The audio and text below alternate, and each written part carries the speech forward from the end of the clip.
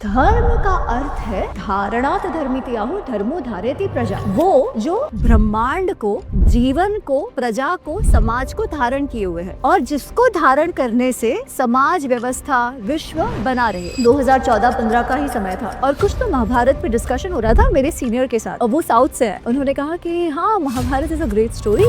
अमी Ganatra, author, speaker और एक ऐसी आवाज जो महाभारत और रामायण को सिर्फ कहानी नहीं, एक पावरफुल गाइड बना देती है। कॉर्पोरेट बोर्डरूम से लेकर ग्लोबल यूनिवर्सिटीज तक वो एंशिएंट विजडम को आज की दुनिया में जिंदा कर रही है। But you know what, the people from the south don't connect, क्योंकि हमारा नहीं है तो नॉर्थ इंडियन का स्टोरी है। तो आज के जीवन में रामायण महाभारत से प्रैक्टिकली वास्तव में कुछ सीखा जा सकता है, बहुत कुछ सीखा और इम्प्लीमेंट किया जा सकता है। क्या करे बताइए। आपने रावण का नाम ले लिया, आपने दशरथ जी का नाम ले लिया, सारे बड़े बड़े लोगों का नाम ले लिया कि ये सब धर्मशास्त्र जानते थे, सब कुछ जानते थे, भीष्म पितामह का भी नाम ले लिया, आपने सबका नाम ले लिया। ये तो महान बुद्धिजीवी लोग थे, वही सब इतना गलत काम कर रहे हैं, वही धर्म संकट में पड़े हुए हैं। तो फिर एक आम आदमी कैसे सीखेगा उनसे कि वो धर्म संकट में पड़े और हम धर्म संकट में नहीं पड़े आज। वाल्मीकि रामायण में कोई रेखा वेखा नहीं है, पर इट इज मेटाफोरिकल कि लक्ष्मण की सहनशीलता की रेखा टूट गई है सीता माँ के शब्दों से। अच्छा, कोई ऐसी लक्ष्मण रेखा नहीं है वाल्मीकि रामायण में, ऐसा कुछ नहीं। पर वाल्मीकि रामायण में जो शब्दों का प्रयोग सीता जी ने किया है लक्ष्मण जी को उकसाने के लिए कि वो जाए, वो कहती है तुम तो मित्र रूप में शत्रु हो श्री राम के। हम लोग ऑटोबायोग्राफीज पढ़ते हैं, माइकल फेल्प की ऑटोबायोग्राफी, तो इसकी ऑटोबायोग्राफी क्यों पढ़ते हैं? क्योंकि तो आज के समय में सब बोलते हैं प्रैक्टिकल बनो, मतलब राम भगवान जैसा बना जाए या कृष्ण भगवान जैसा बना जाए। और आजकल देखा जा रहा है तो बहुत सारी रील ऐसे भी बन रही थी कि रावण के कैरेक्टर को बहुत ग्लोरीफाई किया जा रहा है, जय रावण जय रावण। ओसामा बिन लादेन भी किसी के लिए भगवान हो सकता है। मैम, एक पावरफुल कैरेक्टर और है जिनका नाम नहीं लिया जाता है, शायद अगर आप लोगों तो बेटर रहेगा तो उनके बारे में थोड़ी अगर स्टोरी बताओगे आप अगर ऑडियंस को, क्योंकि उनके बारे में बिल्कुल नेगलेक्ट बात है, किसी को पता नहीं होगा।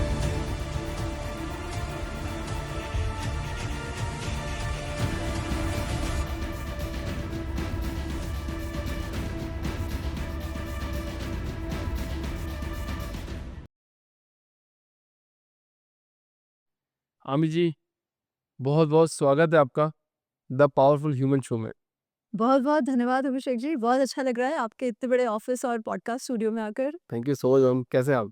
एकदम झकास, बढ़िया। अमित जी, बहुत सारी बातें करेंगे रामायण महाभारत पे, आप तो वैसे ही बहुत बात करते हैं, बट एक वीडियो देखा था मैंने आपका कि आपने बोला था कि जो वाल्मीकि जी ने बोला है मैं तो वही बात बोलती हूँ, ठीक है, but the powerful human show हमने बनाया है कि विचारधारा को बदलना है।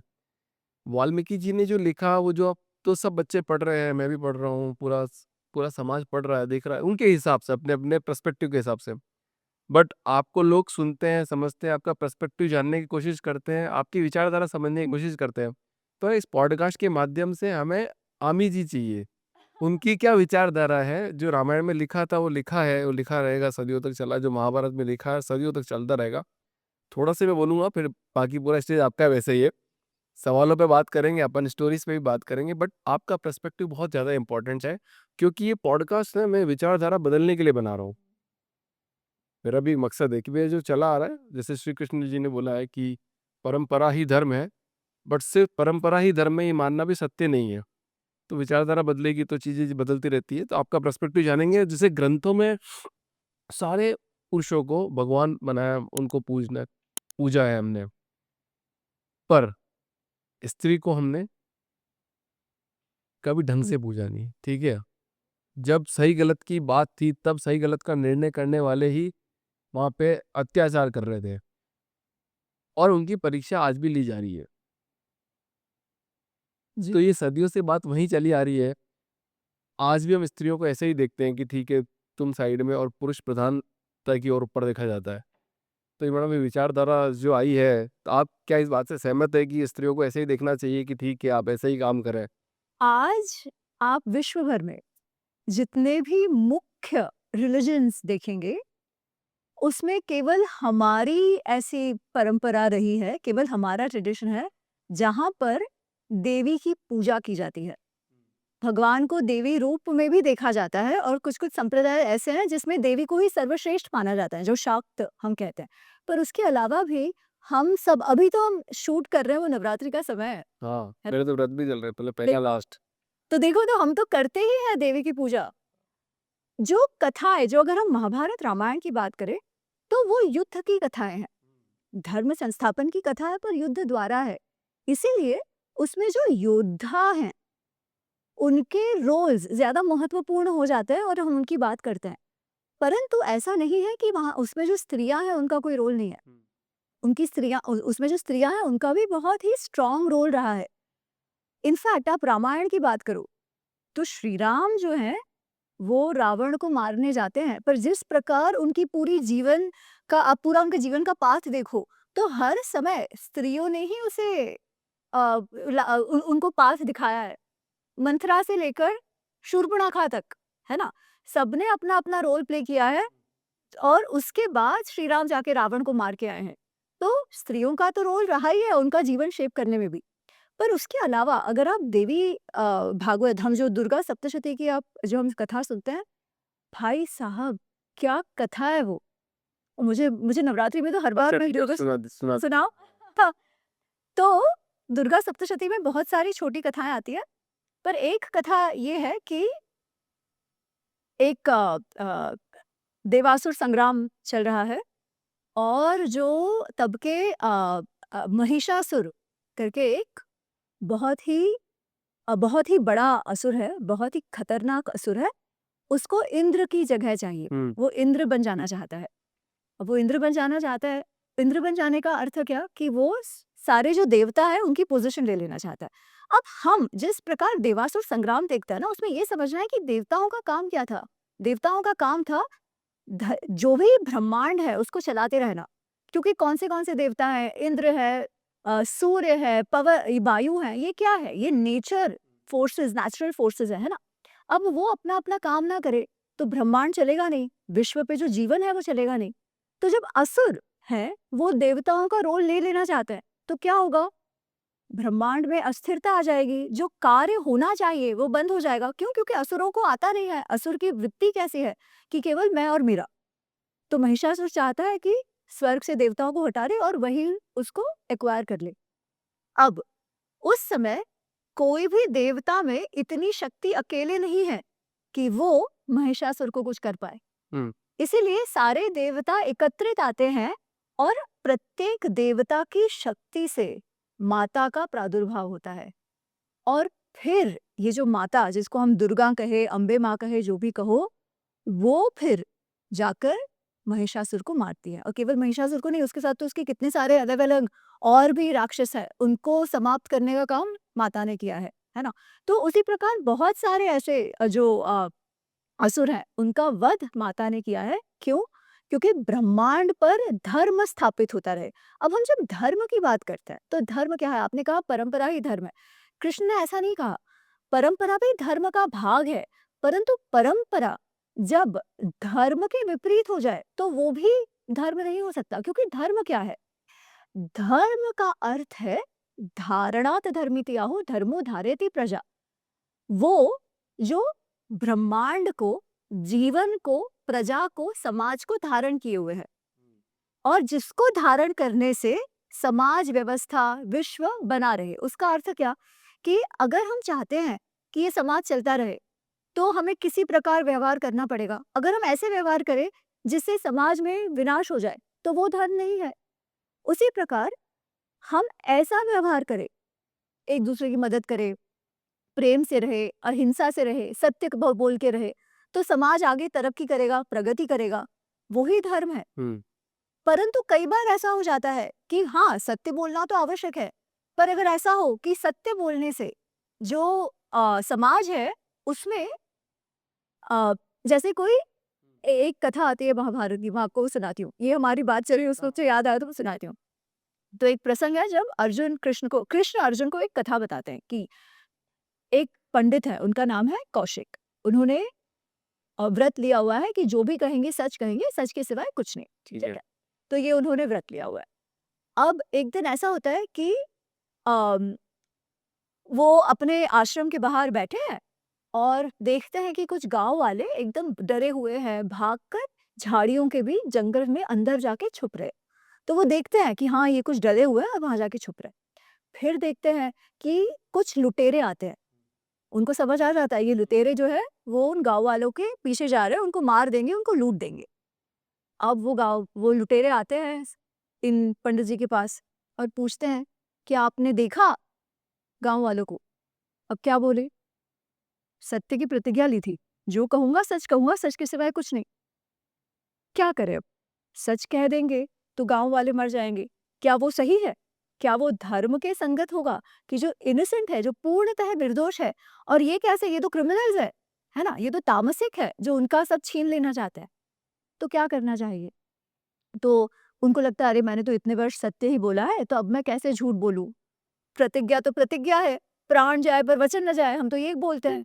तो वो मान जाते हैं, वो सच सच बता देते हैं। सच बता देते हैं, वो बेचारे गाँव वालों को मार दिया जाता है और ये लुटेरे चले जाते हैं। कुछ दिनों बाद वो जो पंडित जी है, उनकी मृत्यु हो जाती है। यमराज के पास जाते हैं। उनको तो लग रहा है कि मैंने तो आजीवन सत्य बोला है, मुझे तो स्वर्ग मिलेगा। यमराज कहते हैं नहीं भाई, इनको नर्क भेज दो। वो कहते हैं ये तो चीटिंग हो गई भाई, ऐसे कैसे? हमको तो सिखाया ही है सत्य धर्म है और धर्म सत्य है, Correct. तो ऐसे कैसे चलेगा? आप मुझे नर्क क्यों भेज रहे हो? फिर ये कथा को बताते हुए कृष्ण कहते हैं कि सत्य क्या है? यद भूत हितम तत् सत्यम, जिससे पूरे समाज का अच्छा हो, निर्दोषों की रक्षा हो, केवल वो ही सत्य हो सकता है और वो ही धर्म हो सकता है।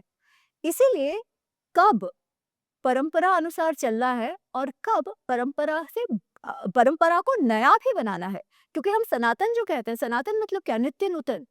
एक चीज जो वही रहे। पानी अगर आप तालाब में देखो और उसमें मूवमेंट ना हो तो वो खराब हो जाता है ना? वहां पे कीड़े आ जाते हैं, मच्छर आने लगते हैं। पर जो बहता हुआ पानी है उसमें ऐसे मच्छर नहीं आते। नहीं यार। क्यों? क्योंकि बह रहा है, आवश्यकता अनुसार रूप बदल रहा है, नई चीजें कर रहा है, नए प्रिंसिपल्स को अपने अंदर ले रहा है और आवश्यकता अनुसार बदल रहा है। तो धर्म भी वो है, सनातन धर्म भी वो है। तो खैर, जैसे मैंने कहा, हमारा एक धर्म है जिसमें स्त्रियों की पूजा की जाती है। इनफैक्ट नवरात्रि के समय हम बच्ची कन्या पूजन करते हैं। और कहाँ आपने देखा है ना? तो ये मैं नहीं कह रही कि हमारे समाज में स्त्रियों को कोई प्रॉब्लम ही नहीं है, ऐसा नहीं है। हाँ, मतलब सही-सही बात कर रही है ना, जैसे मतलब मेंटालिटी क्या है? मतलब जैसे अपन बोल तो रहे कि पूजा करेंगे, करेक्ट। मैं बोल तो रहा हूँ अम्मी जी की करेक्ट। बहुत रिस्पेक्ट करूँगा मैं। बोल रहे हैं, हाँ। मुँह से बोल रहे हैं, पर आपने तो पूरी ज़िंदगी जी है। मतलब आपसे एक सवाल और यहाँ पे आ जाता है इसी बात से रिलेटेड। 2004 में आपने अराउंड इंजीनियरिंग। इंजीनियरिंग कंप्लीट करके आईएम से राइट? फिर आप इंजीनियरिंग करी, वीजीटी फिर आपने एमबीए करा। एमबीए आईएम से एमबीए करा आपने और 2004 में इन्फोसिस जॉइन किया और रिसेंटली अभी कोई प्रिंसिपल ग्रुप करके जो कंपनी है ब्रिज से मैंने इंजीनियरिंग करा, फिर 1 डेढ़ वर्ष काम करा, फिर एमबीए करा और उसके बाद बेन एंड कंपनी ज्वाइन फिर भी करी, आप फिर बीएएसएफ था, फिर ब्रिट्सपैन ग्रुप था। इतने साल आपने भी काम करा, आप भी उस समाज का हिस्सा है मतलब, ठीक है? फिर अभी एकदम आप इतिहास के बारे में बात कर रहे हैं, रामायण और महाभारत की बारे में बात कर रहे हैं। तो एक तो ये अपन समझने की कोशिश करेंगे कि आप यहाँ पे कैसे पहुँच गए? अब दूसरा है कि आपने तो दोनों चीज़ें देखी है, तो क्या वास्तव में मेंटालिटी ऐसी है कि जो वुमेन की रिस्पेक्ट की जाती है समाज में? मुझे लगता है ये इतना ब्लैक एंड व्हाइट नहीं है ना? करने वाले रिस्पेक्ट करते भी हैं और नहीं करने वाले नहीं भी करते। तो ऐसी भी मानसिकता मेरे ख्याल से कुछ वर्ष पहले अधिक थी कि अरे स्त्री लीडर कैसे हो सकती है ना? कि अरे उसके नीचे हम कैसे काम करें। पर मुझे लगता है विद टाइम वो बहुत बदल गया है। और इवन ये मानसिकता जो है ना, वो ऐसा नहीं है कि केवल भारत में है, ये विश्व भर में ऐसा है। करेक्ट। इनफैक्ट आपको एक बात कहूँ, भारत में हमें इंडिपेंडेंस 1947 में मिला। कभी भी हमें ऐसा सुनने मिला है कि अरे नहीं, स्त्रियों को वोटिंग राइट नहीं मिलेगा क्योंकि वो आधी बुद्धि की होती है? हमने कभी नहीं सुना। ये प्रश्न ही नहीं उठा। सभी सिटीजन्स को मिलना है, सभी सिटीजन एक जैसे हैं। आपको पता है स्विट्जरलैंड, जिसे हम फर्स्ट वर्ल्ड कंट्री मानते हैं, हम सोचते हैं कितना ही लिबरल और कितना western very good liberal women rights की बात करते हैं। आप सर्च करिए उनको वोटिंग राइट्स कब मिला। स्विट्जरलैंड में लड़कियों को, स्त्रियों को वोटिंग राइट्स कब मिला? 1971। अभी रिसेंटली 1971 या 1979, ये मतलब 1970s में मिला है। आप सोचो, ठीक है? हमारे देश में हमें उस बात के लिए लड़ना नहीं पड़ा। क्यों? क्योंकि इतने समय से हमने बड़ी रानियां देखी हैं। अहल्याबाई होळकर, रानी लक्ष्मीबाई, है ना? कितने सारे जो राजा हुए, वो उनके शौर्य का, पराक्रम का श्रेय भी अपनी माताओं को देते हैं। शिवाजी अपने पिताजी के कारण नहीं थे। शिवाजी जिजाऊ के कारण थे, जीजा माता के कारण थे, है ना? और ये इतने वर्षों से चला आ रहा है। ये इतने वर्षों से चला आ रहा है। पांडव पांडव इसलिए थे क्योंकि कुंती थी, पिताजी तो उनके गुजर गए थे, है ना? क्योंकि कुंती उनकी माता थी और द्रौपदी उनकी पत्नी थी। श्री राम क्यों थे? तो उसमें रामायण में तो कहते हैं कि श्री राम के जो गुण है वो एक्चुअली कौशल्या जैसे वहां से आ रहा है।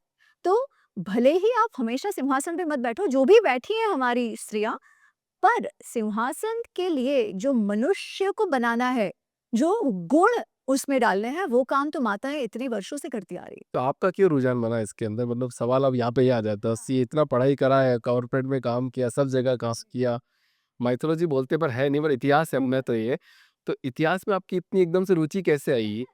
ये क्या हुआ ना, जब आप देश के बाहर जाते हो ना, तब अपना जो परिचय है, आइडेंटिटी है, इंडियननेस है, हिंदूनेस है, वो ज्यादा उभर कर आता है। और उभर कर क्यों आता है? क्योंकि यहाँ पर ना बहुत सारी चीजें जो कहते हैं ना, we take it for granted कि हाँ ऐसा है, ऐसा नहीं है, हम इस प्रकार बिहेव करते हैं, बहुत सारा हमारा अप्रोच एक जैसा है। पर जब आप बाहर जाते हो, तब आपको एकदम वो स्ट्राइक करता है कि हम थोड़े से अलग हैं। अच्छे बुरे की बात नहीं है, अलग है। अलग है।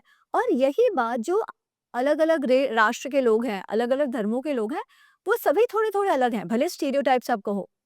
फिर आपको लगता है कि भई तो फिर मैं ऐसा क्यों हूँ? इनफैक्ट मेरी जो सबसे नई पुस्तक आई है अभी, उसका नाम है why are we this way? A guide to Hindu shastras.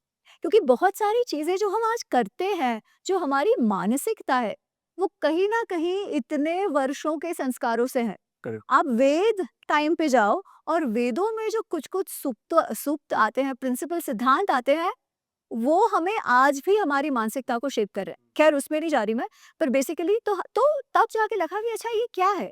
तो हिंदू होने का अर्थ क्या? फिर ये था कि बातें होती थी, वुमेन राइट्स की बात होती थी। मुझे याद है एक बार 2014-15 का ही समय था और कुछ तो महाभारत पे डिस्कशन हो रहा था मेरे सीनियर के साथ, आईएम के एक सीनियर के साथ, और वो साउथ से है। उन्होंने कहा कि हाँ, Mahabharata is a great story, but you know what? The people from the south don't connect, क्योंकि ये हमारा नहीं है, तो नॉर्थ इंडियन का स्टोरी है। अच्छा, ऐसे बोला आपको? ठीक है? और वो बुरे तरीके से नहीं बोल रहे थे, वो नॉर्मल तरीके से? नॉर्मल तरीके से, मतलब वो मुझे बुरा बताने के लिए नहीं बोल रहे थे। एंड मैंने कहा यार ऐसे आप क्यों कह रहे हो? क्योंकि जो मैं समझती हूँ ये महाभारत कहा गया है इसे, और इसमें तो जो युद्ध हुआ उसमें भी उत्तर, दक्षिण, पूरब, पश्चिम हर जगह से लोग आए थे। आप अगर रामायण की भी बात करो तो वो भी तो नॉर्थ साउथ पूरा आता है। वो आ रहा है। तो ऐसे कैसे?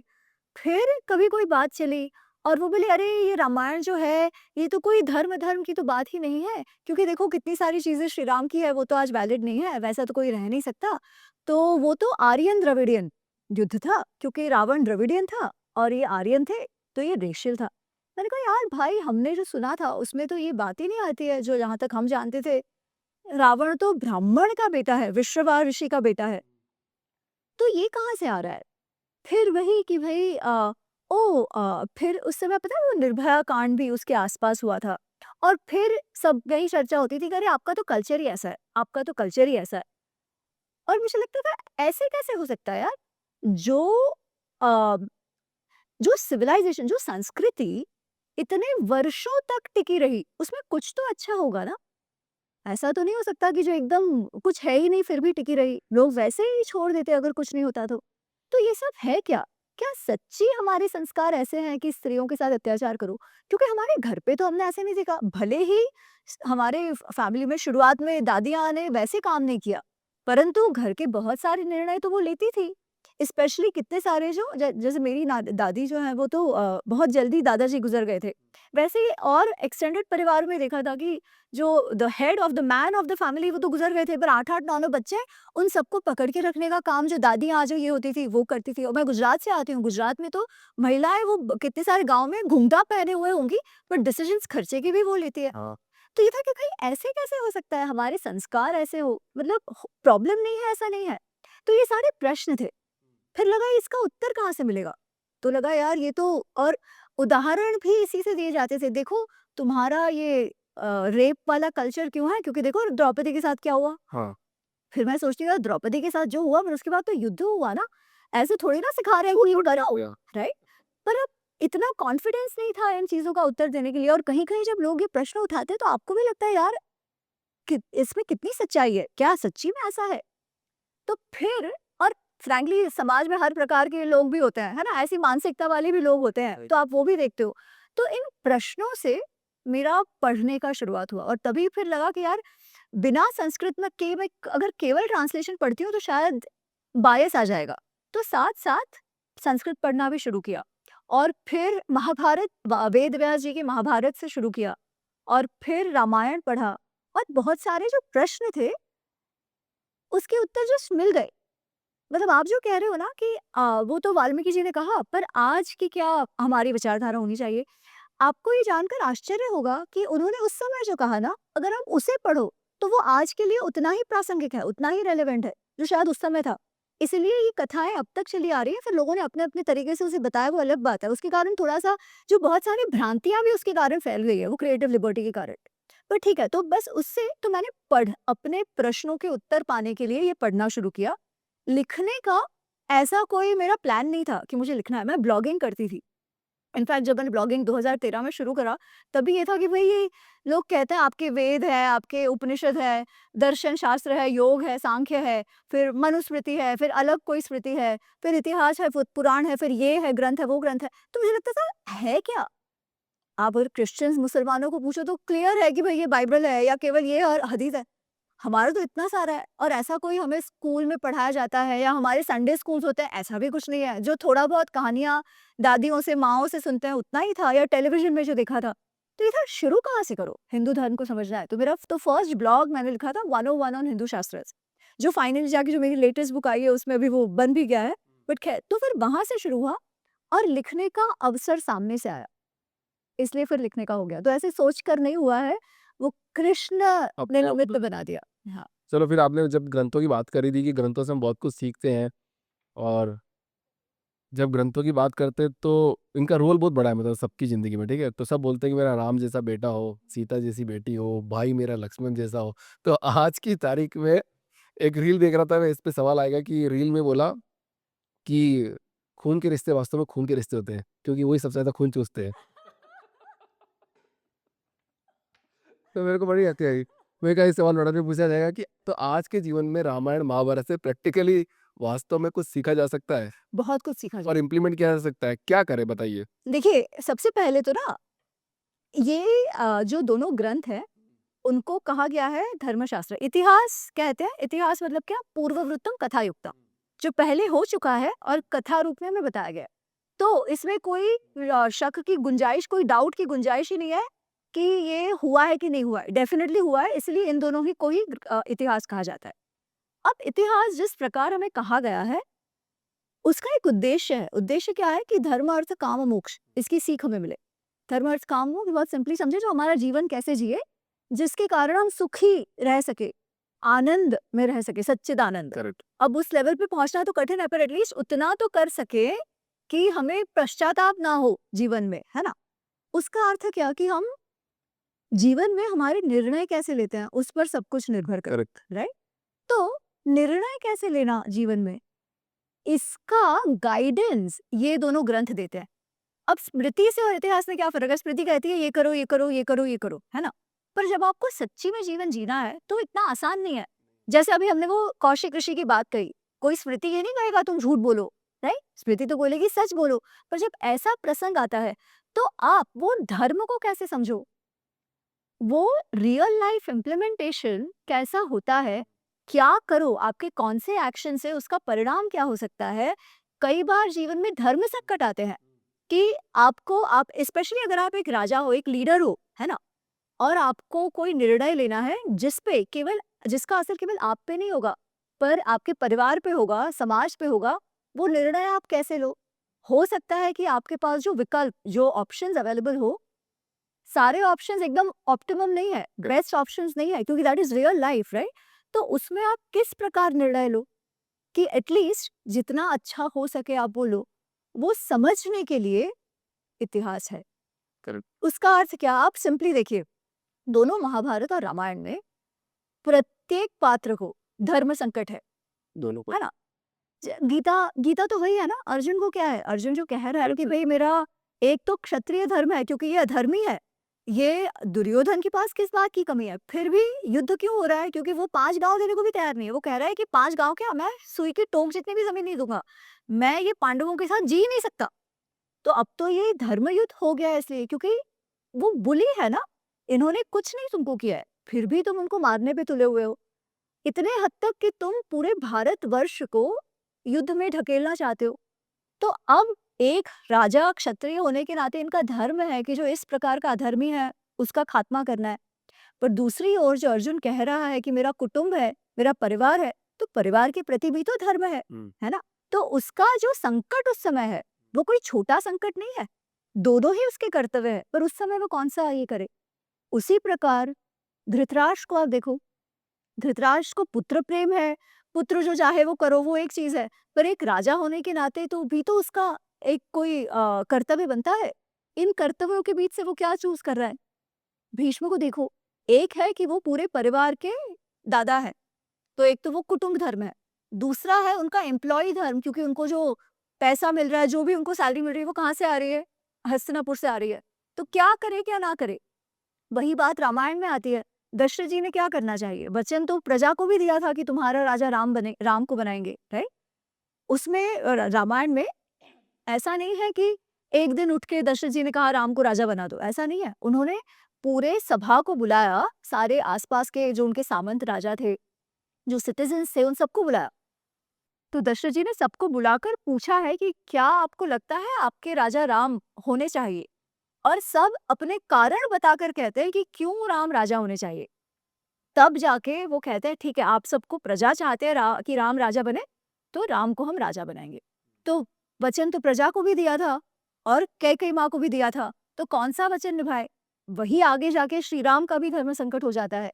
दूसरा धर्म संकट ये है, वाली को मारना है, कैसे मारे, है ना? तो सभी जो है वो धर्म संकटों से जूझ रहे हैं। इन इन संकटों में आप कैसे निर्णय लो? दूसरी बात ये आती है कि भई रावण को देखो या दुर्योधन को देखो, उनको किस बात की कमी थी जीवन में? किसी सब कुछ तो था, राइट? दुर्योधन के पास क्या कोई पैसे की कमी थी, राज्य की कमी थी, स्त्रियों की कमी थी, क्या नहीं था? हस्तिनापुर भी उसे मिल गया था। शांति से रहता तो और वो प्रसिद्धि पा सकता था और अपने राज्य को बढ़ा सकता था, राइट? उसकी उसकी बजाय उसने क्या किया? अपने साथ-साथ अपने पूरे परिवार को ध्वस्त कर दिया। रावण को किस बात की कमी थी? रावण को कोई स्त्रियों की कमी थी? क्या रावण को पैसे की कमी थी? फिर भी इतना वो काम लोलुप हो गया सीता जी में कि उसे था बस नहीं, वो सीता जी के लिए वो सब कुछ ध्वस्त करने के लिए तैयार था। लोग कहते हैं बहन के लिए किया, बहन के लिए कुछ नहीं किया है। आप अगर वाल्मीकि रामायण पढ़ो, तो रावण ने अपनी बहन के लिए नहीं किया है, इनफैक्ट बहन भी जाकर उसे झूठ बोलती है। जब शूर्पणखा के नाक और कान कट गए हैं, तो शूर्पणखा पहले तो खरदूषण जो उसके कज़िन्स हैं, जो जनस्थान में थे, उनके पास जाती है और कहते हैं कि ये राम और लक्ष्मण ने मेरे नाक कान काट दिए, तुम उनसे बदला लो। तो 14,000 सैनिकों के साथ खरदूषण जाते हैं, आक्रमण करते हैं श्री राम पर। लक्ष्मण जी को श्री राम कहते हैं तुम सीता जी को संभालो और वो अकेले इतने सारों का नाश कर देते हैं। शूर्पणखा देखती है यार ये तो इनसे तो कुछ नहीं होना, अब रावण को बोलना पड़ेगा। तो वो रावण के पास जाती है और अब देखना वो क्या कर रही है। भाई-बहन में प्रेम होता तो वो कहती ना, उसे देखकर रावण पूछता कि अरे बहन तुम्हें क्या हो गया है? किसने ऐसा किया है? मैं बदला लूँगा। नहीं, जब शूर्पणखा जाती है तो रावण को तो कुछ पता ही नहीं है कि 14,000 लोग उसके मर गए। फिर शूर्पणखा पहले तो उसे डाँटती है कि अरे तुम कैसे हो? कैसे राजा हो? तुम्हें पता नहीं है तुम्हारे ही ये राज्य में क्या चल रहा है? फिर कहती है देखो मुझे क्या हुआ? फिर रावण पूछता है अरे क्या हो गया? शूर्पणखा कहती है भैया मैंने ना वन में एक स्त्री देखी जिसका नाम है सीता और वो राम की पत्नी है। राम कौन है? अयोध्या के युवराज है, जो अभी वन में है। वो स्त्री इतनी सुंदर है कि पूछो मत। स्त्रियों में मणि है, वो तो तुम्हारी पत्नी होने के लायक है। वो इतनी सुंदर है कि वो किसी का आलिंगन कर ले ना तो वो बंदा तो इंद्र जैसा हो जाए। मैं तुम्हारे लिए उसे लाने जा रही थी, तब लक्ष्मण ने ये कर दिया। अब तुम चाहते हो कि सीता जैसी तुम्हारी पत्नी हो तो जाओ लेकर आओ। सोचो, this is what is happening. बहन ही खराब कर रही समझ लो, आज भी। पर उसके गेस तो कारण भी था। शूर्पणखा को विधवा किसने किया है पता है? किसने किया? रावण ने। तो शूर्पणखा का विवाह हुआ था काल के ट्राइब कालकेय समाज के राज्य के कालकेय के एक प्रिंस के साथ जिसका नाम था विद्युज्जिह्वा। कभी तो कालकेयों और लंका वालों का लड़ाई हो गया, युद्ध हो गया। उसमें रावण ने ही विद्युज्जिह्वा को मारा, जो शूर्पणखा का पति था। तो उसका कारण भी था और वो जानती थी कि भई अपने भाई में उसकी कौन-सी दुखती रग है। वो स्त्रियों के लिए कुछ भी कर सकता था। तो अभी मैडम ये बताओ कि जैसे आज हम ये बात कर रहे हैं, अभी हम प्रैक्टिकल सॉल्यूशन की बात कर रहे थे आज के टाइम पे, कि जो मेरा सवाल था उस टाइम पे, आपने रावण का नाम ले लिया, आपने दशरथ जी का नाम ले लिया, आपने सारे बड़े-बड़े लोगों का नाम ले लिया कि भैया कि ये सब धर्मशास्त्र जानते थे, सब कुछ जानते थे, भीष्म पितामह का भी नाम ले लिया, आपने सबका नाम ले लिया। ये तो महान बुद्धिजीवी लोग थे, सब कुछ धन, वैभव, ऐश्वर्य की कोई कमी नहीं, वैसे करते तो भगवान भी प्रकट हो जाए भली। क्या वही सब इतना गलत काम कर रहे हैं, वही धर्म संकट में पड़े हुए हैं, तो फिर एक आम आदमी कैसे सीखेगा उनसे कि वो धर्म संकट में पड़े और हम धर्म संकट में नहीं पड़े आज? देखो, उनका अंत देखो ना, क्या वो अंत तो देख लिया मैंने, मतलब मैंने देख लिया, सबने देख लिया, पूरी पृथ्वी ने देख लिया, पर मैं ये बोलना चाह रहा हूँ कि वो लोग जब उतने बुद्धिजीवी हैं, वो धर्म संकट में पड़ के सही निर्णय नहीं ले पाए, आप और मैं तो आम इंसान है ना, तो हमारा को तो रोज धर्म पर संकट है। ये है ही, इसीलिए तो ये ग्रंथ इतने महत्वपूर्ण है, क्योंकि धर्म संकट है और रोज हमें उस धर्म संकट से निकलना है। मैं छोटी सी बात बताती हूँ, छोटी सी बात। आज एक मनुष्य ऐसा है जो कहे कि अरे मैं सिगरेट पीता हूँ क्योंकि मुझे मालूम नहीं है वो बुरा है। कोई ऐसा है? कोई नहीं है। सबको मालूम है, उसके ऊपर लिखा हुआ है, वो फोटोग्राफ भी डालते हैं, वो डर लगने वाले, है ना? सबको मालूम है, फिर भी सिगरेट क्यों पीते हैं? जस्टिफाई कैसे करें? अरे वन लाइफ यार, एक ही लाइफ है, जी लो यार। फिर एक हार्ट अटैक आ गया, फिर क्या करेंगे? नहीं, नहीं, नहीं, नहीं, यहाँ जाना है, वहाँ जाना है, एंजियोप्लास्टी, फलाना-ढिकाना। क्या पता नहीं था कि इसका ये असर होता है? पर क्यों नहीं किया? सोचो, वो जो मन है ना, मन चंचल है बहुत, ये कंट्रोल में ही नहीं रहता। क्योंकि मन कंट्रोल में नहीं रहता, तो आप कितने भी बुद्धिशाली क्यों ना हो, आप गलत ही काम करोगे। तो फिर हमें क्या करना चाहिए ताकि हम जीवन में अच्छे काम करें? मन का कंट्रोल। तो उनका भी मन में कंट्रोल नहीं था, हमारा भी मन में कंट्रोल नहीं है। देखो, उसमें दुर्योधन और रावण का नहीं है, ठीक है? बाकियों की परिस्थिति भी समझने जैसी है। कई बार आपका धर्म संकट मन के कंट्रोल के कारण नहीं होता है, क्लैरिटी के कारण होता है कि हम क्या करें, राइट? कौन-सा उद्देश्य ज़्यादा महत्वपूर्ण है? जैसे अर्जुन है, क्या अर्जुन का मन पे कंट्रोल नहीं है? ये नहीं है। अर्जुन को तो डिसिप्लिन है, परंतु अर्जुन के साथ उसे समझ नहीं आ रहा है कि उस समय कौन-सा कार्य ज़्यादा महत्वपूर्ण है। क्योंकि जो वो चूज़ करेगा, अगर वो अपना क्षत्रिय धर्म चूज़ करेगा, उसका अर्थ उसको कुटुंब धर्म उसके कुटुंब धर्म का हनन होगा, उसे अपने परिवार को मारना ही पड़ेगा, तो ही वो क्षत्रिय धर्म कर सकता है। और अगर वो कुटुंब धर्म चूज़ करता है, तो फिर उसे अपने क्षत्रिय धर्म जो धर्म वाला कर्तव्य है, उसका नाश हो जाएगा। तो एक है कि मन पे कंट्रोल नहीं है, इसलिए आप गलत डिसीजंस लेते हो और अपने पूरे परिवार को, समाज को डुबा देते हो। क्योंकि आप राजा हो, इसलिए आपकी स्टेक ज़्यादा है।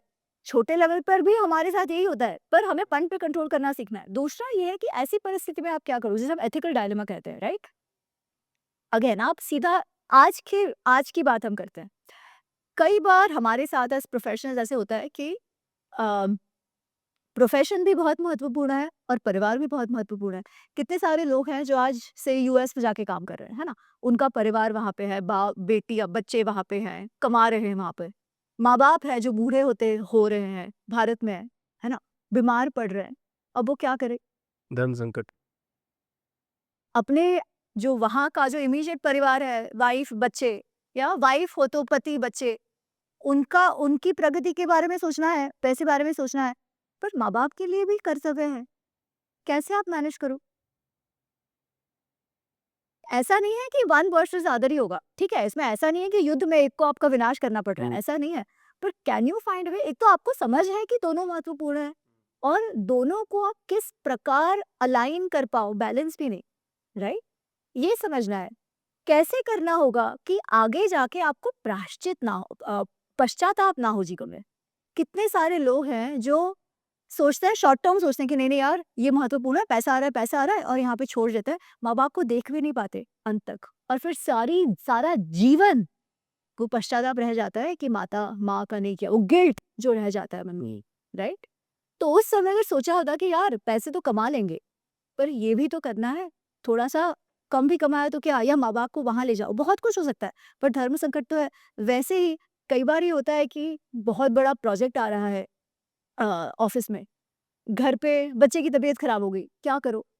अब एक जो लोअर लेवल एम्प्लॉई है, उसके लिए तो एक डिसीजन हो सकता है कि भाई नहीं, घर पे रहो, कोई और मैनेज कर लेगा। पर अगर कोई बहुत सीनियर है, अंबानी है, जिसके एक निर्णय से लाख एम्प्लॉयज पर असर होने वाला है, वो प्रोजेक्ट मिलने नहीं मिलने से, तो उसे क्या करना चाहिए? उससे वही देना पड़ेगा। तो उसे वो प्रोफेशनल कमिटमेंट पे भार देना पड़ेगा। पर वही ना, हमें वो समझ कैसे आए, वो गाइडेंस जो है वो ये ग्रंथ प्रोवाइड करता है। इसका अर्थ है कि आप देखो, कई बार हम लोग ऑटोबायोग्राफीज पढ़ते हैं, माइकल फेल्प की ऑटोबायोग्राफी, इसकी ऑटोबायोग्राफी क्यों पढ़ते हैं? क्योंकि उनके जीवन से हम कुछ सीखे, है ना? आप भी किसी को अगर मोटिवेट करना चाहो तो आप क्या करेंगे, अरे उसे देखो, उसके जीवन में भी बहुत कष्ट आया, पर उसने क्या किया, तुम धैर्य रखो, तुम्हें वैसे करना है। केस स्टडीज देते हैं हम लोगों को किसी और के जीवन का, जिससे वो सीख पाए। महाभारत रामायण भी हमारे पूर्वजों के जीवन की केस स्टडीज है, जिससे हम आज के जीवन को जी पाए। ये उनकी प्रासंगिकता है, क्योंकि आज भी वही धर्म संकट है, आज भी वही मन पे कंट्रोल नहीं है, वही हमें सीखना है। सेम चीज़ है, तो मतलब सब लोग कोई न किसी को फॉलो करते हैं। मान लो कृष्ण भगवान को फॉलो करेंगे, राम भगवान को फॉलो करेंगे, किसी को भी फॉलो करो, सबका अपना-अपना एक आइडल है, ठीक है? तो आज के समय में सब बोलते हैं प्रैक्टिकल बनो, तो राम भगवान को फॉलो किया जाए, कृष्ण मतलब राम भगवान जैसा बना जाए या कृष्ण भगवान जैसा बना जाए? तो जनरली ये बात की जाती है, परिस्थिति की बात मत करना, नहीं मैं परिस्थिति की बात नहीं कर रही हूँ, मैं कह रही हूँ कि जिस प्रकार श्री राम और श्री कृष्ण को देखा जाता है ना, कि वो दोनों भिन्न है। एक ऐसे है कि प्राण जाए पर वचन न जाए, हाँ। और दूसरे ऐसे है कि कुछ भी हो जाए, जो करना पड़े कर कर लो, लो। है ना? कि एक है कि रूल्स कुछ भी हो जाए नहीं तोड़ना, और दूसरा है कि बात-बात पे रूल्स तोड़ दो। वो दोनों ही समझ गलत है, ठीक है? श्री राम और श्री कृष्ण दोनों का ही अवतार धर्म संस्थापन के लिए हुआ। धर्म मतलब क्या? ऐसी व्यवस्था जिससे समाज की प्रगति होती रहे, है ना? वो धर्म है। उसके लिए जो भी करना है वो उन्होंने किया है। ऐसा नहीं हुआ है कि श्री कृष्ण ने कहा चलो हर रूल पहले से तोड़ दो। युद्ध हुआ तभी उन्होंने कुछ-कुछ चीजें ऐसी करी जो हमें लगता है रूल तोड़ा, पर वो भी ऐसा नहीं हुआ है। अगर ऐसा होता तो वो कहते कोई करने की जरूरत नहीं है, मैं ही ध्वस्त कर देता हूँ सबको। ऐसा किया उन्होंने? कर सकते थे, किया? नहीं कहा। नहीं, उन्होंने फॉलो किया ना कि युद्ध किसका है? पांडवों का है, उनको लड़ना पड़ेगा, राइट? और युद्ध होने दिया। जिसका मृत्यु, अभिमन्यु की मृत्यु भी, वो सब अगर हम उन्हें भगवान के तौर पे जैसे देखते हैं, तो वो हर समय रूल तोड़ के कुछ भी कराने की जरूरत नहीं थी। क्यों उन्होंने किया, राइट? क्योंकि अगर हर समय लोग हर रूल तोड़ने लगे तो फिर समाज का समाज क्या होगा? कोई कुछ भी करेगा। करेक्ट। उन्होंने ऐसा नहीं कहा है कि भाई रूल तोड़ दो। ऐसा होता तो वो नेगोशिएशंस भी क्यों करने जा रहे हैं? अंत तक युधिष्ठिर कहते हैं चलो शांति के लिए, हमारे साथ अन्याय हुआ है वो तो हुआ है, पर शांति के लिए चलो 5 गांव भी देते हैं तो शांति तो बनी रहे, क्योंकि परिवार नष्ट हो जाएगा, परिवार नष्ट नहीं होना चाहिए। तो वो क्यों एंड तक जा रहे हैं ये सब करने के लिए, अगर रूल ही तोड़ना था तो? जैसे लोग समझते हैं कि बात-बात में रूल तोड़ दिया, बात-बात में। नहीं, कृष्ण भी वैसा नहीं करते, ना ही राम वैसा कर रहे हैं, क्योंकि वैसा होता कि भाई एकदम रिजिड, तो फिर वो वाली को पीछे से क्यों मारते? पहली बात। दूसरी बात, जब विभीषण को लेते हैं तो लोग केवल एक ही बात करते हैं, लोग कहते हैं अरे शरणागत वत्सल, वो तो है, पर उन्होंने एक झटके में शरणागत वत्सल विभीषण आजा मेरे बाजू में बैठ जा ऐसा नहीं किया है। पहले तो वो सारे वानरों की सलाह मांगते हैं कि आपको क्या लगता है लेना चाहिए कि नहीं लेना चाहिए। फिर जब सुग्रीव कहते हैं कि महाराज जो अपने भाई का ना हुआ वो हमारा कैसे हो सकता है, आप सोचिए। तब जो श्री राम समझाते हैं ना वो बहुत महत्वपूर्ण है। ही सेज जिस प्रकार वो यहाँ आया है ना, मुझे लगता है ये भी दिखाता है कि कि राक्षसों में भेद है, उनके बीच झगड़ा चल रहा है, नॉट ऑल इज वेल, तो वो हमारे फायदे का हो सकता है। दूसरी बात, शायद ये विभीषण जो है उसे अपने अपने खुद के जीवन का डर है। क्यों? क्योंकि रावण को उस पर विश्वास नहीं है। विभीषण हमेशा अच्छी अच्छी सलाह देता है रावण को, राइट? तो वो कहता है रावण को उस पर विश्वास नहीं है, इसलिए शायद अपने जीवन के कारण, जीवन बचाने के कारण हमारे पास आया है। और ये भी हो सकता है जैसे हनुमान जी ने सजेस्ट किया था कि इसे कहीं ऐसे लग रहा हो कि जब बाली को मारा श्री राम ने तब किष्किंधा स्वयं के लिए नहीं ले लिया, सुग्रीव को दिया, राइट? तो अगर वो आपके साथ है और उसे विश्वास है, उसने देखा हुआ है जनस्थान में आपने कैसे 14,000 राक्षसों को मारा, आपका पराक्रम उसने देखा है, हनुमान जी का पराक्रम देखा लंका में, राइट? तो उनको शायद विश्वास है कि रावण की तो हार ही होने वाली है और रावण अधर्मी है। विभीषण हमेशा से जानते थे, इसीलिए वो हमारे पास आया है। फिर भी पहले सुग्रीव कहता है नहीं नहीं मुझे तो ठीक नहीं लगता लेना, तब वो कहते हैं कि नहीं नहीं जो मेरे पास आया है उसे तो मैं लूंगा ही लूंगा। अच्छा, बात यहाँ खत्म नहीं होती है। तो जो शरणागत वत्सल वाली बात आती है ना, उन्होंने केवल एक लाइन कही है, उसके पहले तो पूरा जस्टिफिकेशन दिया है, जो जैसे प्रॉपर वो डिप्लोमेटिकली सोचते हैं ना वैसे करके। फिर जब विभीषण आया और विभीषण ने कहा मैंने सब कुछ छोड़ दिया है आपके शरण में आने के लिए, श्री राम कहते हैं बाबा आओ आओ पास बैठो। पता है तुरंत क्या पूछते हैं? तुरंत, अगर केवल शरणागत वत्सल बनना होता तो कुछ पूछते नहीं, ये तो तुरंत पूछते हैं अच्छा ठीक है आ जाओ, अब मुझे बताओ पूर्णतः एकदम डिटेल में लंका के स्ट्रेंथ और वीकनेसेस क्या है। क्यों पूछ रहे हैं उनको? मत पूछो। अगर वो इतने ही नहीं नहीं ऐसा ही ऐसा वैसा ही वैसा, तो विभीषण से क्यों अंदर की खबर मंगवा रहे हैं? जैसे राजा को मंगवाना चाहिए, राइट? पर वो भी मंगवा रहे हैं, वो ये नहीं कह रहे नहीं नहीं प्रिंसिपल इज प्रिंसिपल, वो केवल शरणागत वत्सल के लिए आया है तो मैं उससे वो पूछ नहीं सकता। और जब विभीषण बताता है तो विभीषण को देखते हुए सुनते हुए वो कहते हैं विभीषण मैं प्रतिज्ञा कर रहा हूं कि रावण को उसके सारे मंत्रियों के साथ खत्म कर दूंगा, वो पाताल में हो या आकाश में हो या कहीं भी हो, मैं ये प्रतिज्ञा करता हूं और तुमको राजा बना दूंगा। ये वो कैरेट एंड स्टिक कि भाई चला ना जाए, है ना? क्यों तब के तब ये कहने की क्या आवश्यकता थी? सही बात। कैसे सोच रहे हैं, राइट? तो हम जो समझते हैं ना अरे ऐसे सब कुछ ब्लैक और व्हाइट उनके लिए, ऐसा नहीं है। उन्होंने भी धर्म संस्थापन के लिए जो करना चाहिए वो करा है। पर ओवर टाइम क्या हो गया ना, बहुत लोगों को मजा आता है कि अरे कृष्ण एक, राम एक, एक प्रोटोटाइप दूसरा prototype, Krishna is fun, Ram is ideal. तो और कलयुग के लिए नॉट राम कृष्णा, ये बिल्कुल गलत है। आप रामायण पढ़िए, आप श्री राम के रामायण, वाल्मीकि रामायण पढ़िए, आप श्री राम के पात्र के प्रेम में पड़ जाएंगे। और आजकल देखा जा रहा है तो बहुत सारी रील ऐसे भी वायरल होती है कि रावण के कैरेक्टर को बहुत ग्लोरीफाई किया जा रहा है कि जय रावण जय रावण जय रावण गधेपना है, गधेपना, गधे बना है। एब्सोल्यूट गधेपना है। क्यों किसी के लिए भगवान हो सकते हैं ना, श्रीलंका में जाओगे तो ऐसे ही बात करते हैं। तो सुन, ओसामा बिन लादेन भी किसी के लिए भगवान हो सकता है, आप बोलो वो भी ठीक है। तो आपका क्या पर्सपेक्टिव है? मेरे पर्सपेक्टिव का सवाल ही नहीं है, मैं डेटा रखती हूँ आपके साथ, अच्छा ठीक है। ठीक है? जैसे मैंने कहा शूर्पणखा, जनरली जो कहा जाता है कि रावण जो है अरे बहन के लिए क्या कर दिया, बहन का बदला लेने के लिए, वो तो मैंने ऑलरेडी आपको बता दिया कि किस प्रकार शूर्पणखा ने अपने भाई को खेला, कैसे उसकी जो काम लोलुपता थी वो बढ़ाकर, ठीक है?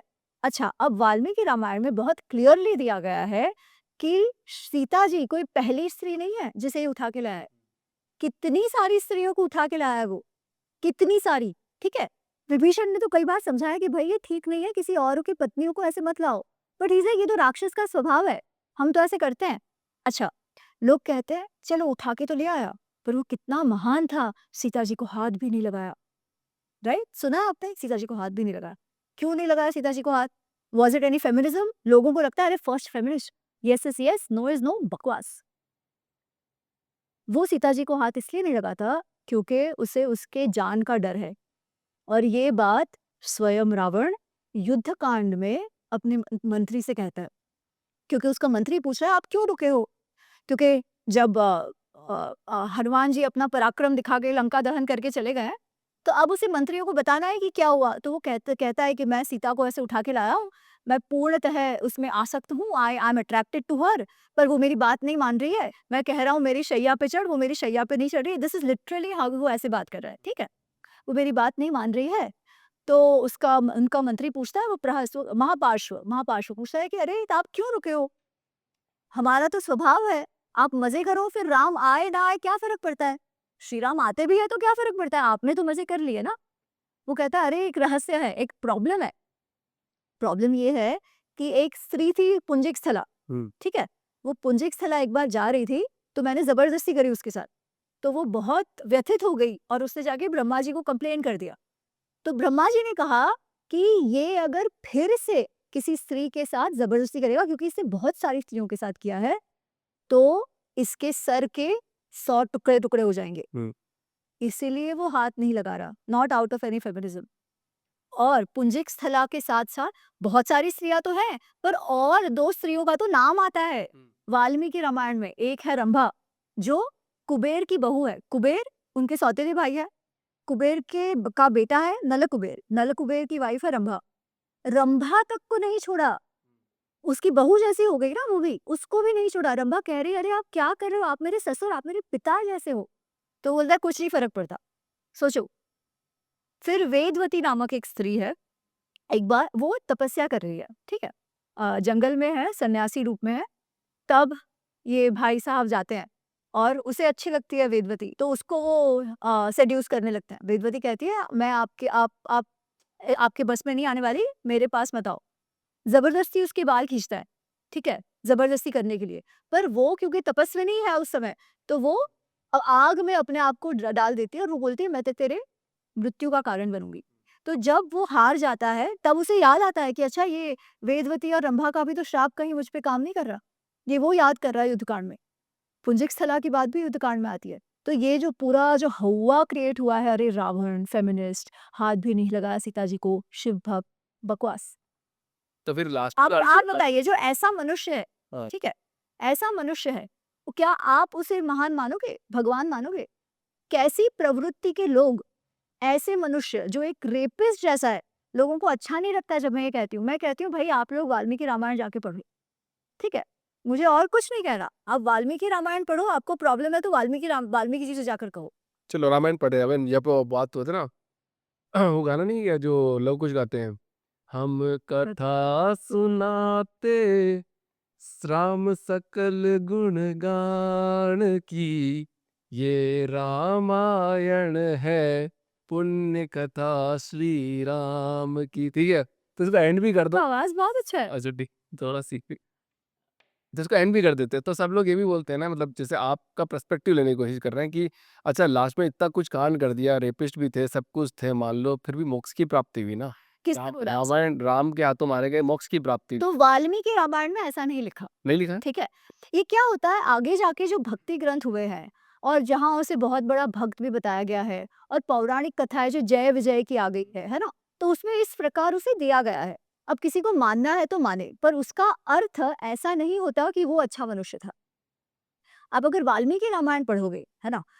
आप और फिर पौराणिक कथाएँ पढ़े, फिर बहुत सारे जो रीटेलिंग्स उसके ऊपर हो गए, ये हो गया, वो हो गया, जिसमें लोग कहते हैं अलग-अलग कल्पों में अलग-अलग चीज़ें हुई, वो सब रहने दो। इस कल्प में वाल्मीकि रामायण हुआ। पर अंत अंत भला तो सब भला न हो। मैं वही कह रही हूँ, किसे पता है उसको मोक्ष मिला?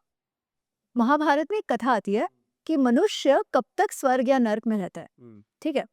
क्या कथा है उसकी चले? तो वो कथा ये ऐसी है कि एक राजा है, जो बहुत अच्छे राजा थे, इंद्रद्युम्न उनका नाम था, बहुत अच्छे राजा थे, वो स्वर्ग जाते हैं। फिर कुछ टाइम बाद उनको वो देवदूत आके कहते हैं अच्छा आपका जो अच्छा काम था वो खत्म हो गया, अब आपको अब वापस जन्म लेना पड़ेगा। तो वो कहते हैं अरे नहीं अभी तो नहीं खत्म हुआ, अभी तो मुझे और यहाँ पे है, अभी तो माय कर्म इज पेंडिंग, मतलब जो क्रेडिट है मेरा भी है। तो कैसे निश्चय करें? तो वो सारे धरती पर आते हैं और जो बहुत बूढ़े हो गए हो, जो सबसे ज्यादा जीवित हो, उनसे पूछते हैं कि क्या आपको याद है ये राजा इंद्रद्युम्न? तो एक पक्षी बोलता है नहीं मुझे तो ये नहीं याद है, पर मेरे से भी बूढ़ा कोई है जो मेरे से भी लंबा जिया है, उसे आप जाके पूछो। ऐसे 2-3, फिर एक जो टर्टल कछुआ, उसको जाके पूछते हैं। तो वो कहता है अरे हाँ वो बहुत बूढ़ा है, बहुत बूढ़ा। तो वो कहता है हाँ मुझे तो याद है, मैं जिस तालाब में रह रहा हूँ, ये तालाब उनके दान के कारण हो गया, यहाँ से बहुत सारी गायें जाती थी तो उनके दान के कारण ही हो गया, मुझे तो वो बहुत याद है, बहुत अच्छे थे।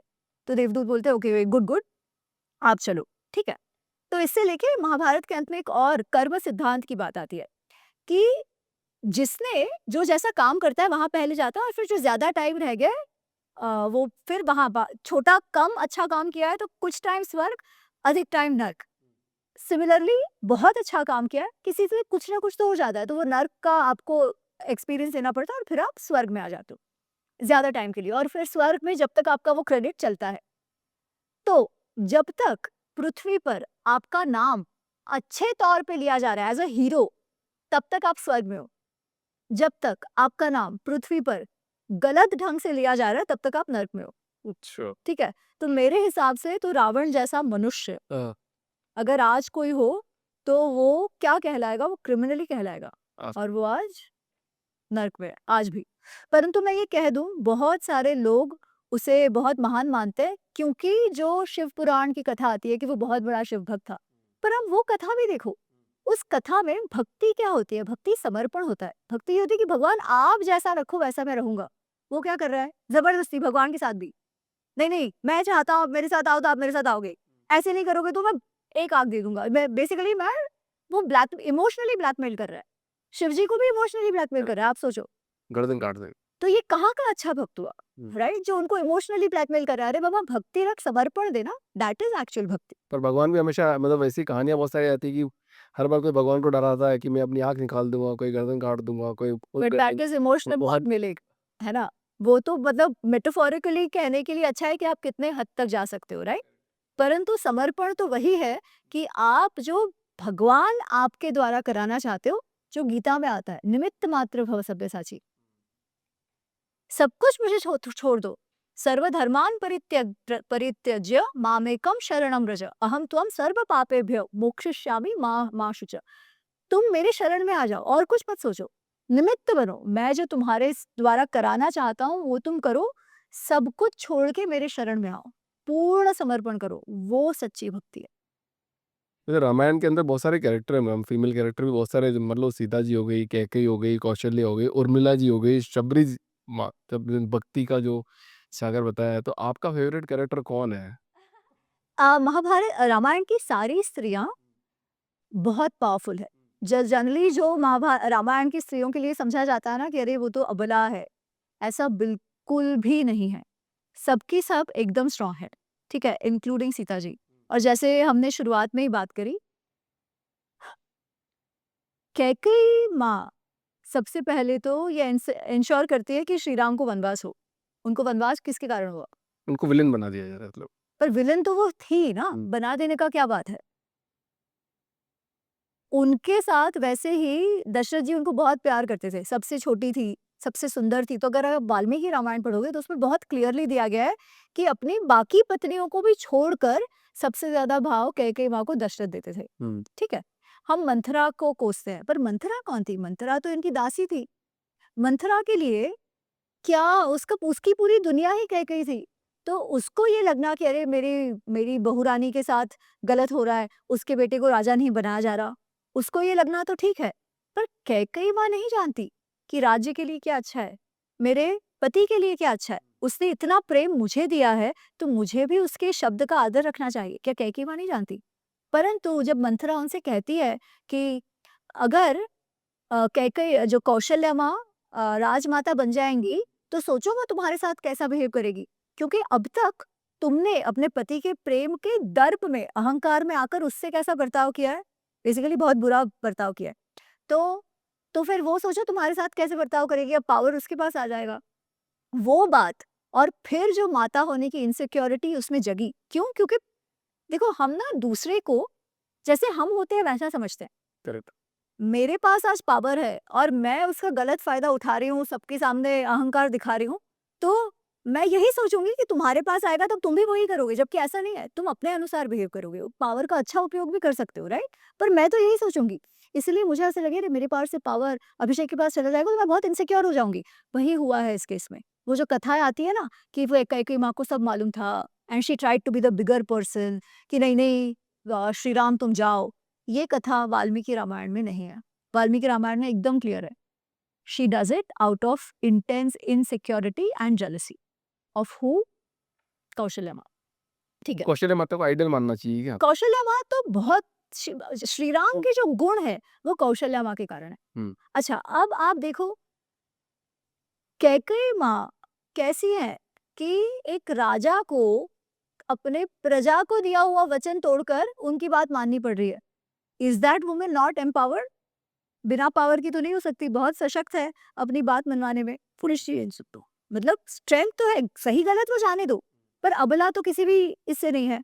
अच्छा, अब जनरली हम कहते हैं कि अम, अ, कि सीता माँ श्री राम के साथ जंगल में गई। बहुत मतलब वो जंगल का जीवन आसान नहीं होता, राइट? अगर सीता जी श्री राम के साथ नहीं गई होती तो शायद श्री राम का लाइफ ज्यादा इजी होता कि नहीं? आप सच्ची बताओ, ठीक है? ऐसे होता। क्योंकि आधा टाइम तो उनका ध्यान रखने में जाता है, राइट? ये तो लड़के हैं तो कहीं भी रह लेते, कैसे भी रह लेते, बट अब सीता जी है तो ज्यादा ढंग ढंग से रहना पड़ेगा, खाने पीने का प्रयोजन करना पड़ेगा।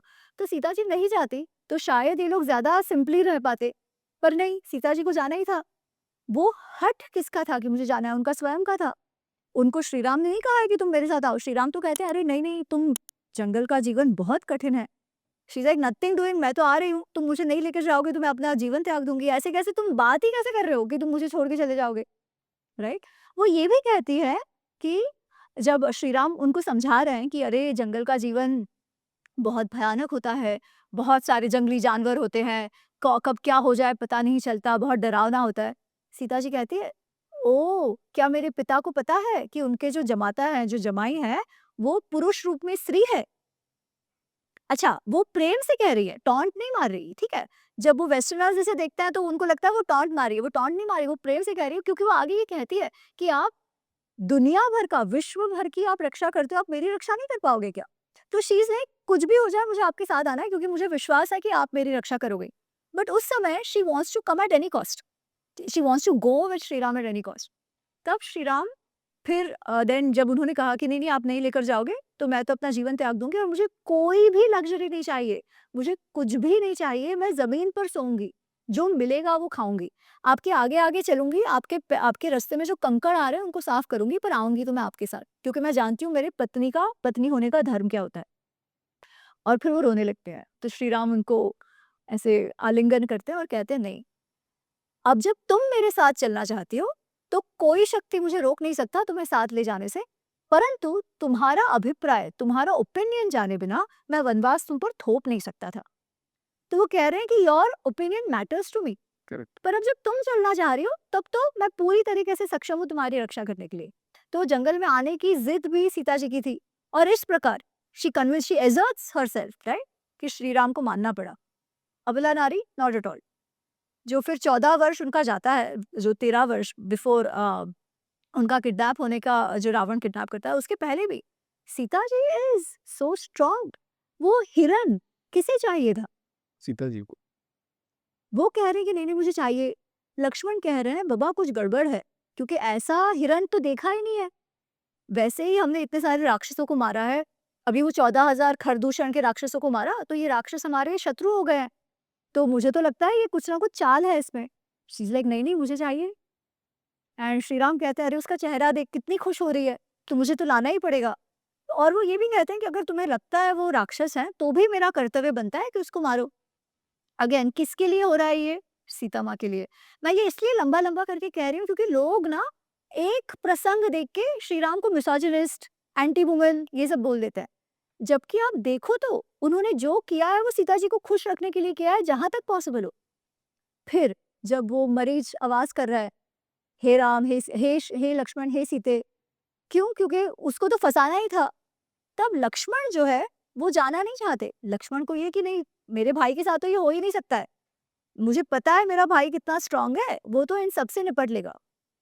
सीता जी उसे फोर्स करती है जाने के लिए, और लोगों को अच्छा नहीं लगता जब मैं वाल्मीकि रामायण की बात करती हूँ, पर वाल्मीकि रामायण में जो शब्दों का प्रयोग सीता जी ने किया है लक्ष्मण जी को उकसाने के लिए कि वो जाए, वो कहती है तुम तो मित्र रूप में शत्रु हो श्री राम के, तुम तो मेरे पीछे आए हो, तुम चाहते थे श्री राम के साथ ऐसा हो, इसलिए तुम उसकी मदद करने नहीं जाते।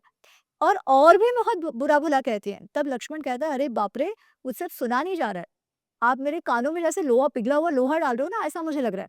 मैं जाता हूँ, वन देवता आपकी रक्षा करे। पर हमको जो लक्ष्मण रेखा दिखाई है वो वाल्मीकि रामायण में कोई रेखा वेखा नहीं है, पर इट इज मेटाफोरिकल कि लक्ष्मण की सहनशीलता की रेखा टूट गई है सीता माँ के शब्दों से। अच्छा, कोई ऐसी लक्ष्मण रेखा नहीं है? वाल्मीकि रामायण में ऐसा कुछ नहीं है। Sure of 100%? 110 200% 200% वाल्मीकि रामायण में कोई लक्ष्मण रेखा एक्चुअल ऐसे लाइन ड्रॉ किया है, ऐसी कोई रेखा नहीं। रेखा ड्रॉ करी, मतलब इससे बाहर नहीं जाना है, फिर वो रावण आएगा पकड़ेगा। वो मेटाफोरिकल है। हाँ। एक्चुअली वो लेखा कहाँ से आती है पता है? बंगाल का एक कृत्तिबास ओझा, जैसे हम रामचरितमानस की बात करते हैं, तुलसीदास जी का रामचरितमानस, वैसे ही बंगाल के कवि थे कृत्तिबास ओझा। उनका जो उन्होंने जो रामायण की रिटेलिंग करी है उसमें उन्होंने ये दिखाया हुआ है। तो ये लक्ष्मण रेखा क्या है? लक्ष्मण के सहनशीलता की रेखा को प्रत्यक्ष रूप में दिखाया गया है कि लक्ष्मण को इतना चुभते हैं, ऐसे शब्द उन्होंने कहे हैं कि वो जाते हैं। लक्ष्मण होते तो ये सब होता ही नहीं ना, किडनैपिंग होता ही नहीं। तो वो रेखा एज सच ड्रॉ नहीं हुई है, लक्ष्मण की सहनशीलता की रेखा टूटी है। अगेन अबला नारी, कोई ऐसे बात कर सकता है जो कोई अबला नारी हो? आप सोचो। अच्छा, रावण को उकसाना कि भाई तुम लेकर आओ सीता को, वो किसने किया? नानी जी। शुद्ध। देखो, ये पूरा जो हो रहा है, वो बेसिकली श्री राम का पूरा फ्यूचर लेडीज़ ने ही डिसाइड किया है। तो मतलब नारी शक्ति पे नारी वर्क करना शक्ति है। तो मैंने मैंने एक बार एक पॉडकास्ट में एक बात बोल दी कि संत सताए तीन मिटे, रावण कौरव और कंस। संत सताए तीन मिटे, रावण कौरव और कंस। नारी को सताए सब मिटे, धन वैभव और वंश। बहुत बढ़िया। सच्ची बात है, हाँ। सच्ची बात है। जो हमारे इवन मनुस्मृति में बहुत ऐसी चीज़ें हैं जो आज अप्लाई नहीं होती, पर एक चीज़ उसकी सही है कि जहाँ नारियों के साथ अत्याचार होता है, वो समाज कभी भी आगे नहीं बढ़ सकता, उसका विनाश ही होता है। अब देखो ना, आप वो इधर ईरान में भी यही हो रहा है। अफ़गानिस्तान देखो, ईरान देखो। मैम एक पावरफुल कैरेक्टर और है जिनका नाम नहीं लिया जाता है, शायद अगर आप लोगे तो बेटर रहेगा, उर्मिला जी।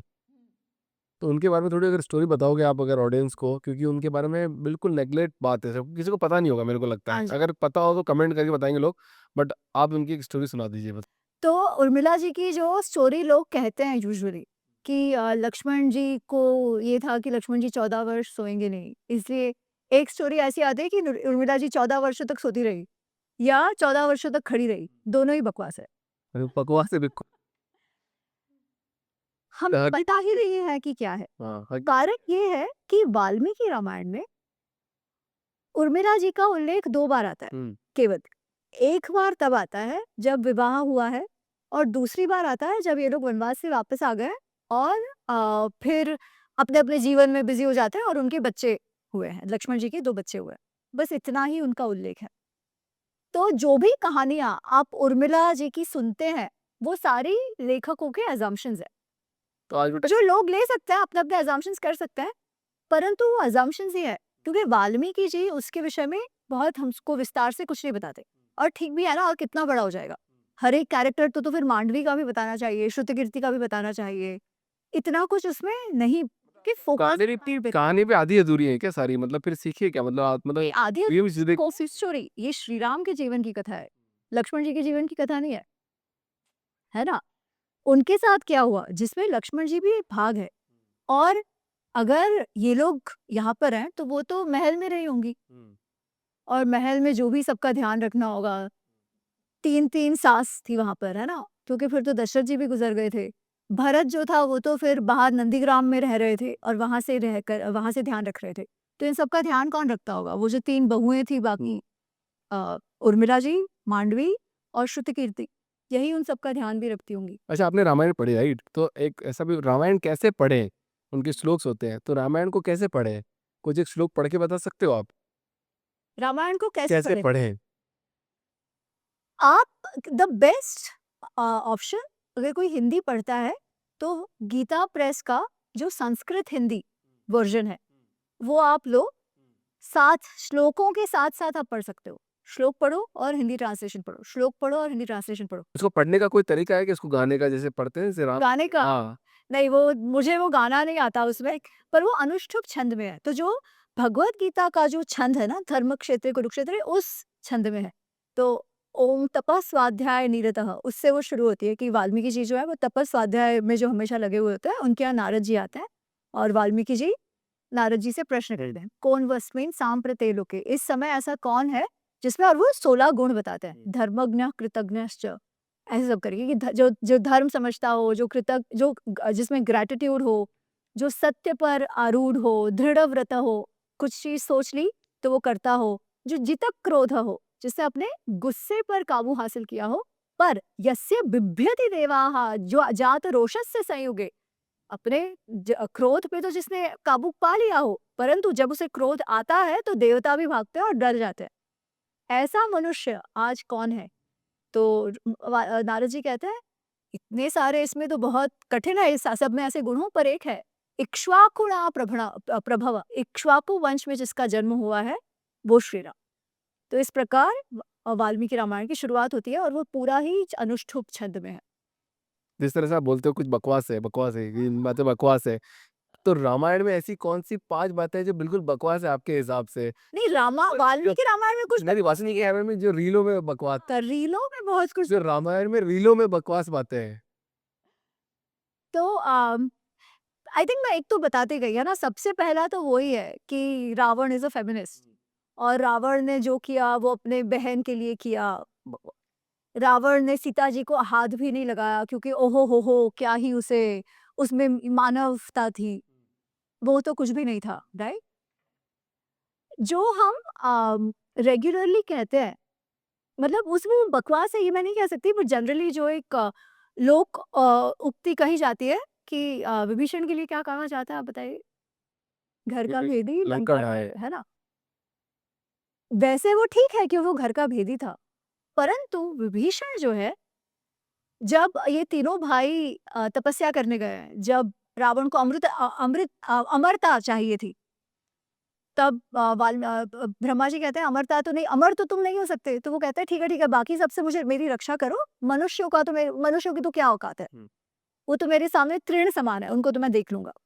उस समय विभीषण वो कहते हैं, परम आपद गतस्य अपि धर्मे में मतिर्भव, कितनी भी आपदा क्यों ना आए, मेरी बुद्धि हमेशा धर्म की ओर रहे।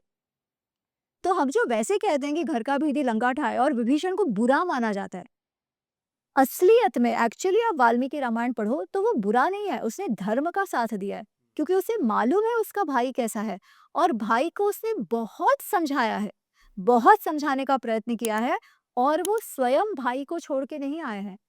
वो जब समझा रहे हैं रावण को, तो रावण से कहता है कि अरे तुम मुझसे जलते हो, तुम्हारे अलावा किसी ने मुझे इतना ज्ञान दिया होता तो उसको मैं मार देता, तुम तो हमारे कुल पे कलंक हो। इंद्रजीत भी उनका अपमान करता है, ठीक है।